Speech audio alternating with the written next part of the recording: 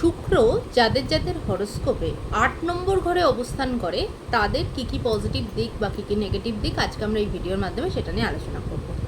দেখুন, শুক্র তো একটা বেনিফিক প্ল্যানেট হিসেবে সাধারণত কাজ করে।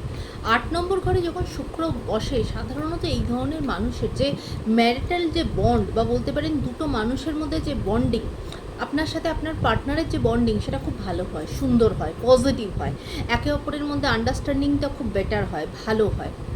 এর সাথে সাথে শুক্র 8 নম্বর ঘরে বসলে সাধারণত এই ধরনের মানুষের লাইফ খুব লং লাইফ হয়। এবং 8 নম্বর ঘরে শুক্র বসে মানুষকে না খুব বেশি অকাল্ট সায়েন্সের প্রতি ইন্টারেস্ট বাড়ায়। সেটা অ্যাস্ট্রোলজি রিলেটেড হতে পারে, সেটা ট্যারো রিলেটেড হতে পারে, যে কোনো অকাল্টের কোনো পোর্শনে কোনো জায়গাতে আপনার নিজের মধ্যে প্রচণ্ড ইন্টারেস্ট থাকবে, সেই সব কিছু শেখার জানার ব্যাপারগুলো আপনার সাথে হবে।